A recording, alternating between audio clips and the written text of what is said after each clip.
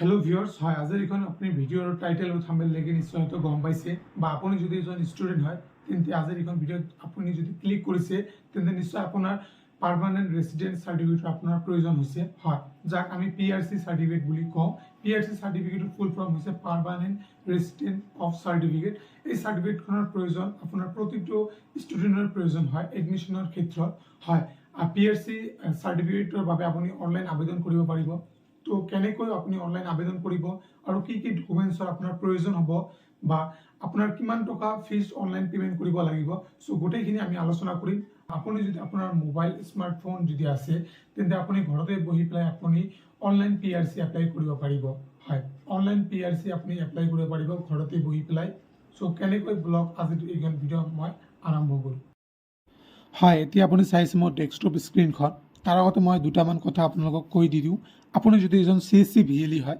তেন্তে আপুনি CSCৰ পৰা বা এই ডিস্ট্ৰিক্ট যদি আপোনাৰ মেপিং হৈছে তেন্তে আপুনি CSCৰ পৰা আপুনি এপ্লাই কৰিব পাৰিব আৰু যিসকলে ষ্টুডেণ্ট হয় বা যাৰ CSC আইডি পাছৱৰ্ড নাই তেওঁলোকে কেনেকৈ এপ্লাই কৰিব পাৰিব এইটো বাৰু মই পিছত কৈ আছোঁ আগত আপুনি কি কৰিব আপোনাৰ যদি এই ডিস্ট্ৰিক্ট যদি আছে এই ডিস্ট্ৰিক্টৰ আইডি পাছৱৰ্ড আছে তেন্তে আপুনি এই ডিস্ট্ৰিক্টত আহিব আৰু পিছত আপুনি কি কৰিব এইখন মই পপআপখন ক্লোজ কৰি দি দিলোঁ আপোনাৰ এই ইউজাৰ আইডি দি পেলাই আপুনি এই ডিস্ট্ৰিক্টত লগইন হ'ব লগইন হোৱাৰ পিছত আপুনি ওপৰত সাৰ্চ কৰিব সাৰ্ভিচত পাৰ্মানেণ্ট ৰেচিডেন্ট সাৰ্টিফিকেট বুলি সাৰ্চ কৰিব ইয়াতে ক্লিক কৰি দিয়াৰ পিছত গোত ক্লিক কৰি দিব গোত ক্লিক কৰি দিয়াৰ পিছত ইয়াতে চাব পাৰিব অনলাইন যে আছে এপ্লাই ইয়াতে আপুনি ক্লিক কৰি দিব তাৰ আগত মই এইখিনি কথা আপোনালোকক দেখুৱাই দি দিওঁ আপুনি যদি এজন ষ্টুডেণ্ট হয় তেন্তে আপুনি ইয়াৰ পৰা আপুনি সেৱা সেতু যে পোৰ্টেল আছে সেৱা সেতু পোৰ্টেলৰ পৰা আপুনি অনলাইন এপ্লাই কৰিব পাৰিব ইয়াতে চাব পাৰিব ইয়াত দিয়া আছে application form for permanent resident certificate for higher education বুলি দিয়া আছে ইয়াতে ঠিক এনেদৰে আপুনি এপ্লাই কৰিব পাৰিব আৰু ইয়াতে কি কি ডকুমেণ্টছ লাগে গোটেইখিনি দিয়া আছে আৰু কিমান টকা পে'মেণ্ট আহিব বা ফিজ আহিব 30 rupees ইয়াতে আহিব সাৰ্ভিচ চাৰ্জ থ্ৰু CSC ইয়াতে চাব পাৰিব ইয়াতে আপুনি ইয়াতে লগইনতো দুটা বা তিনিটা অপশ্যন আছে আপুনি সেইখিনি চাব পাৰে মই আপোনালোকক ইয়াতে প্ৰথমতে আপোনালোকক দেখুৱাই দি আছোঁ ঠিক আছে ইয়াতে লগইন যে আছে লগইনত ক্লিক কৰিলে আপুনি ইয়াতে চাব পাৰিব সিটিজেন যে আছে আপুনি যদি এজন ষ্টুডেণ্ট হয় তেন্তে আপুনি সিটিজেনত ক্লিক কৰি পেলাই লগইন ৰেজিষ্ট্ৰেশ্যন ক্লিক কৰি এপ্লাই কৰিব পাৰিব নহলে আপুনি যদি এজন CSC ভিএলই হয় যদি আপোনাৰ এই ডিস্ট্ৰিক্টৰ আইডি পাছৱৰ্ড নাই তেন্তে আপুনি CSC লগইনত ক্লিক কৰি পেলাই আপুনি তাতো সেৱা সেতু পোৰ্টেলত আপুনি এপ্লাই কৰিব পাৰিব তো ইয়াতে ঠিক এনেদৰে দিয়া আছে ইয়াতে আপোনাৰ ফৰ্মখন খোল খাব ঠিক এনেদৰে দিয়া আছে ইয়াতে দিয়া আছে the certificate will be delivered within 14 days of application তো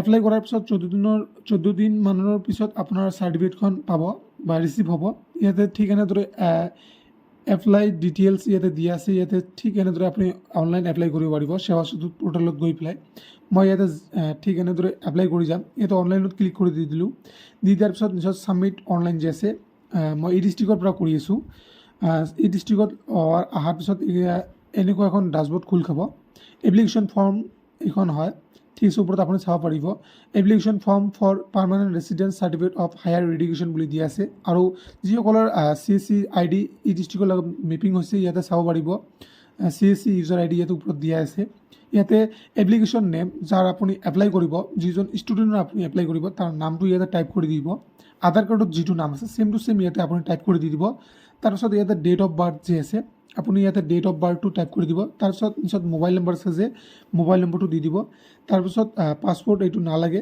যিটো ইয়াতে ফাদাৰ্ছ নেমটো দি দিব তাৰপিছত মাদাৰ্ছ নেম তাৰপিছত ইয়াতে আধাৰ নম্বৰ যদি আছে তেন্তে ইয়াতে আধাৰ নম্বৰটো দি দিব তাৰপিছত যদি পেন কাৰ্ড আছে তেন্তে পেন কাৰ্ডটো দি দিব এইখিনি দি দিয়াৰ পিছত আপোনাৰ ইয়াতে পাৰ্মানেণ্ট এড্ৰেছ আৰু ৰেচিডেণ্ট এড্ৰেছ যে আছে ইয়াতে দি দিব যদি আপোনাৰ দুয়োটা যে সেম থাকে ওপৰত যে টিক মাৰ্ক আছে এইটো দি দিব ইয়াতে কাণ্ট্ৰি ইণ্ডিয়া দিয়া আছে তাৰপিছত আপোনাৰ ষ্টেটখন চুজ কৰিব তাৰপিছত আপোনাৰ ডিষ্ট্ৰিক্টখন তাৰপিছত আপোনাৰ মহকুমাৰখন তাৰপিছত আপোনাৰ চাৰ্কেলখন চিলেক্ট কৰিব তাৰপিছত আপোনাৰ ভিলেজ বা গাঁওখন চিলেক্ট কৰিব তাৰপিছত আপোনাৰ পোষ্ট অফিচ তাৰপিছত আপোনাৰ মৌজাখন চিলেক্ট কৰিব তাৰপিছত আপোনাৰ হাউচ নম্বৰটো যে আছে ইয়াতে হাউচ নম্বৰটো দিব তাৰপিছত আপোনাৰ পিন কোডটো দিব তাৰপিছত নিশ্চয় আপোনাৰ পুলিচ ষ্টেচন কোডটো দিব আপোনাৰ তো আপুনি কিমান বয়সৰ পৰা বা কিমান দিনৰ পৰা এইখন এড্ৰেছত থাকি আছে বা ৰখি আছে ইয়াতে আপুনি সিলেক্ট কৰিব তাৰপিছত নিশ্চয় আপুনি আহিব reason of apply for PRC আপুনি কি ৰিজনত কাৰণে PRC আপোনাৰ প্ৰয়োজন হৈছে সেইটো দিয়া আছে, হায়াৰ এডুকেশ্যন এইটো দিয়া আছে,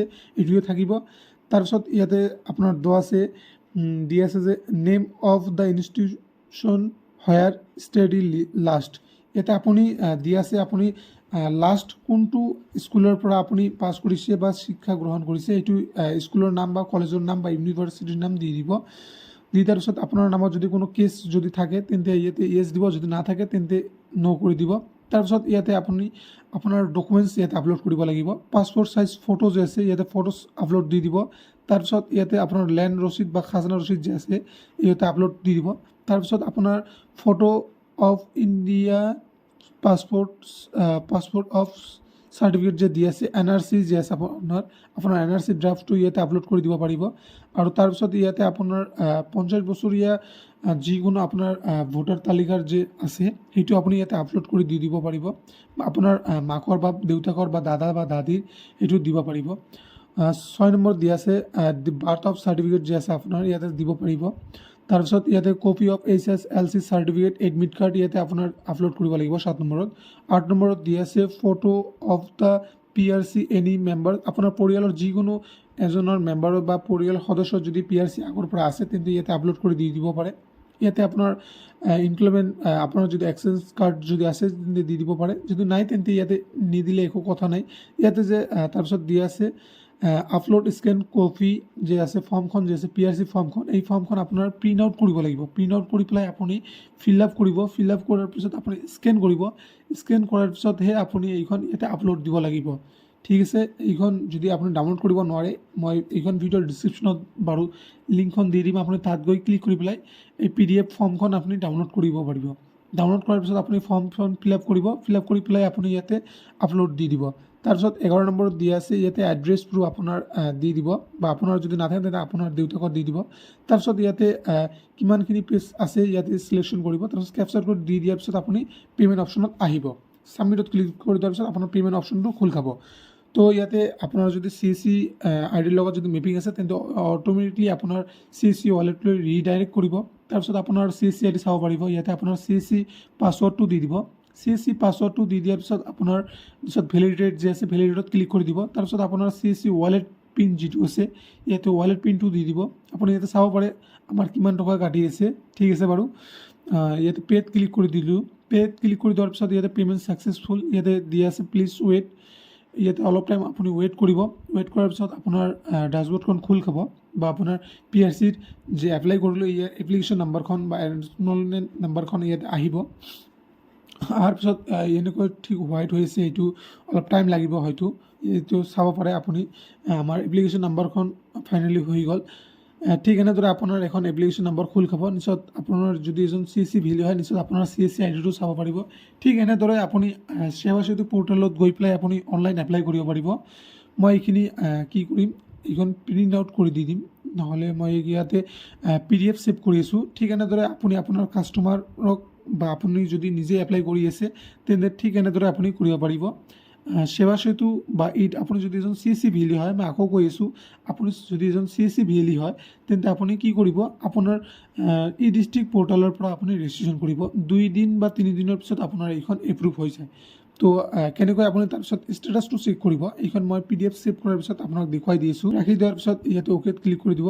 তাৰপিছত আপুনি কি কৰিব, মই আপোনাক ষ্টেটাছটো আপুনি কেনেকৈ চেক কৰিব মই এইটো বাৰু দেখুৱাই দি আছোঁ। ইয়াতে যে গেট ষ্টেটাছ যে আছে ডিষ্ট্ৰিক্ট পৰ্টেলত গেট ষ্টেটাছত আহিব। ইয়াতে যে আছে গেট ষ্টেটাছ চেক কৰাৰ পিছত ইয়াতে অলপ টাইম ৱেইট কৰিব। তাৰপিছত ইয়াতে আপোনাৰ এপ্লিকেশ্যন নম্বৰটো বিচাৰি আছে। এপ্লিকেশ্যন নম্বৰটো আপুনি ইয়াতে দি পেলাই আপোনাৰ নিজৰ যে চাৰ্চ আছে এই ছাইটত, চাৰ্চত আপুনি ক্লিক কৰি দিব। চাৰ্চত ক্লিক কৰি দিয়াৰ পিছত আপোনাৰ এপ্লিকেশ্যনখন ছাবমিট হৈছে কি হোৱা নাই ইয়াতে চাব পাৰিব।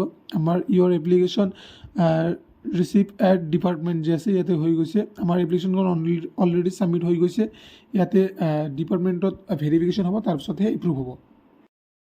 হয়, আজিৰ এখন ভিডিঅ' আপুনি চাই পেলাই যদি ভাল পাইছে তেন্তে অৱশ্যই এটা লাইক কৰি দিব, আৰু কিবা যদি প্ৰব্লেম হয় তেন্তে নিশ্চয় আমাক কমেণ্ট বক্সত জনাব, আৰু নেক্সট কোনটো টপিকত ভিডিঅ' লাগে আমাক নিশ্চয় আমাক কমেণ্ট বক্সত কমেণ্ট কৰিব পাৰে। ধন্যবাদ।